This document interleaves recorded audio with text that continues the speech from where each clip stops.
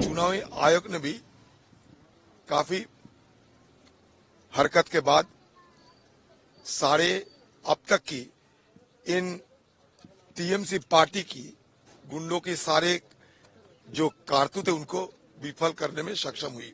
आगे क्या स्थिति आएगी मैं तो अभी इसी वक्त कहने की स्थिति में नहीं हूं। अब तक की स्थिति ऐसा है कि चुनाव हो रहे हैं, लेकिन कई कई बूथे हैं, जैसे कि बेलडांगा बोल के एक जगह है, मिर्जापुर, ये बड़ा खतरनाक जगह है, और बरुआ की दो चार जगह, और सालार की एक दो छोटे छोटे पॉकेट में ये सत्तारूढ़ पार्टी के कुछ गुंडों ने बदमाशी करने की कोशिश कर रहे हैं। अगर यूसुफ पठान के प्रति ममता बनर्जी की जरा सा उनको सम्मान देने की जरा सा उनकी मंशा रही, अगर रही थी तो उनको राज्यसभा में ला सकते थे। सीधा एकदम बहरमपुर लोकसभा में उनको लाकर ममता बनर्जी, उनका यही मंशा थी, मकसद यही थी कि मुसलमान वोटों में विभाजन हो। मुझे हराने के लिए दीदी ने एक क्रिकेटर को इस्तेमाल किया, जिनका हारना बिल्कुल तय है। अब तक मेरा लोकसभा क्षेत्र में ऐसा कोई बड़ा घटना नहीं घटी। छोटे मोटे दो चार जगह एजेंट वालों को घुसने नहीं दिए गए थे, कई कई जगह एजेंट को धक्के मार के निकाले भी गए थे, लेकिन तुरंत हमारे पार्टी और हमारे सारे कार्यकर्ता उनकी सक्रियता की बदौलत हमें तुरंत सारे खबर चुनावी आयोग को हम लोग बताया, और चुनावी आयोग ने भी काफी हरकत के बाद सारे अब तक की इन टीएमसी पार्टी की गुंडों के सारे जो कारतूत है उनको विफल करने में सक्षम हुई। फिर भी शुरू हुई, धीरे धीरे आगे क्या स्थिति आएगी मैं तो अभी इसी वक्त कहने की स्थिति में नहीं हूं। लेकिन एक बात तो मैं जरूर कहूंगा कि चुनाव आयोग काफी सक्रिय है, ये तो मैं जरूर कहूंगा। जहां जो देखते हैं जरूर कहूंगा। ये अब तक की स्थिति ऐसा है कि चुनाव हो रहे हैं, लेकिन कई कई बूथे हैं, जैसे कि बेलडांगा बोल के एक जगह है, मिर्जापुर, ये बड़ा खतरनाक जगह है, और बरुआ की दो चार जगह, और सालार की एक दो छोटे छोटे पॉकेट में ये सत्तारूढ़ पार्टी के कुछ गुंडों ने बदमाशी करने की कोशिश कर रहे हैं। वो नहीं चाहते कि हमारे एजेंट अंदर जाएं और बैठे रहें, और सत्तारूढ़ पार्टी की और एक मतलब सुविधा ये होती कि उन काफी ये निर्दलीय प्रार्थी को उन्होंने खड़ा किए हैं, जिनकी चलते उनकी अपना एजेंट की संख्या भी बढ़ चुके हैं। वो बूथ के अंदर ज्यादा एजेंट रहते हुए वो बूथ के अंदर गड़बड़ी करने की कोशिश कर रहे हैं, लेकिन फिर भी हमारे जो एजेंट वहां है वो सारे इन लोगों को, सारे साजिशों को, सारे इन लोगों को नाकाम करने में अब तक तो सफल रही। क्या चुनाव शांत रहेगा? क्या लगता है? अब मुझे तो ये उम्मीद है, मुझे बिल्कुल उम्मीद है कि हमारे चुनाव आयोग की जो सक्रियता हमें देखने को मिलते हैं, इसमें चुनाव जरूर शांत रहेगा और आम लोगों की वोटदान करने की मौका मिलेगा।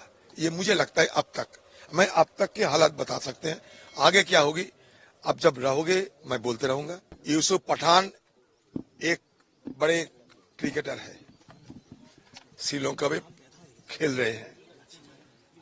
अगर यूसुफ पठान के प्रति ममता बनर्जी की जरा सा उनको सम्मान देने की जरा सा उनकी मंशा रही, अगर रही थी तो उनको राज्यसभा में ला सकते थे। सीधा एकदम बहरमपुर लोकसभा में उनको लाकर ममता बनर्जी, उनका यही मंशा थी, मकसद यही थी कि मुसलमान वोटों में विभाजन हो, ध्रुवीकरण हो। देखिए, मोदी जी और बीजेपी पार्टी सांप्रदायिक ध्रुवीकरण की राजनीति करते हैं, ये सारे देशवासी को नहीं, सारे दुनिया को पता है। पहले तो देशवासी को पता चलते थे, अभी दुनिया कह रहे हैं कि मोदी जी सांप्रदायिक ध्रुवीकरण की सियासत करते हैं।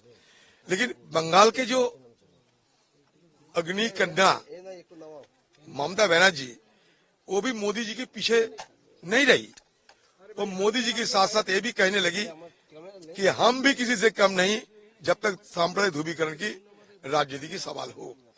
वो बहरमपुर मुझे हराने के लिए एक व्यक्ति को लाए और जो व्यक्ति अब तक एक शब्द मोदी जी के खिलाफ और गुजरात में गोधरा बिल्किस बानो के जो मुद्दा, एक बात उनको जुबान से नहीं निकले, उल्टे वो कहते हैं कि मोदी जी के लिए उनका गर्व महसूस होते हैं।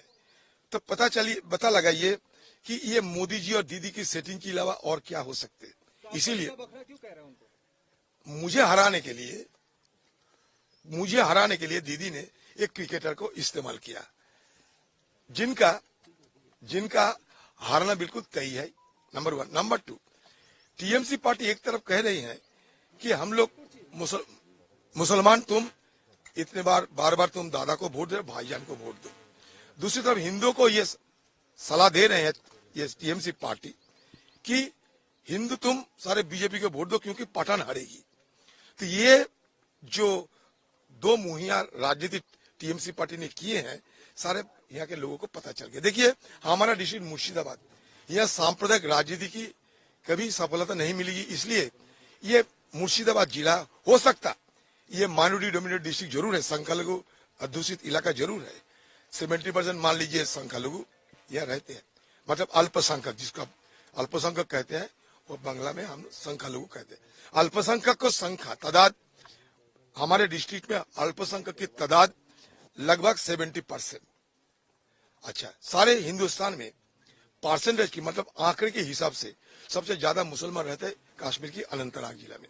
उसके बाद एब्सोल्यूट टर्म में सबसे ज्यादा मुसलमान रहते हैं हमारे डिस्ट्रिक्ट मुर्शिदाबाद में। फिर भी ये डिस्ट्रिक्ट में मैं दिल्ली से ब्राह्मण पुत्र प्रणब मुखर्जी को लाए थे और जंगीपुर क्षेत्र में उनको उतारे गए थे, आपको शायद जानकारी है। और वो एक मुसलमान उम्मीदवारों को हरा के हिंदुस्तान की राजनीति में सबसे पहली बार वो नुमाइंदे बन सके। तो इसलिए मुर्शिदाबाद जो डिस्ट्रिक्ट है, यहाँ के आम लोग सांप्रदायिक सोच को कभी ये मान्यता नहीं देते, सांप्रदायिक सोच को ये बार बार नकारते रहते। फिर भी ममता बनर्जी की कोशिश रही कि कम से कम अधीर चौधरी तो हारे, चाहे इसके बदले अगर बीजेपी जीत जाए तो कोई फर्क नहीं पड़ते। इसलिए एक पार्टी जो पठान के लिए भाई को वोट दो, दादा को हराओ एक नारा लगाते हैं, वो पार्टी हिंदू एरिया में जाकर ये कहते हैं कि मौका मिले है, पठान हरेगी, अभी बीजेपी को जीतने का बड़ा गोल्डन अपॉर्चुनिटी आ गया है। तो यही दो मुहिया राजनीति बंगाल के लोग जानकारी में लाए और साथ साथ मुर्शिदाबाद के लोग। नमस्कार, मैं हूं मानक गुप्ता।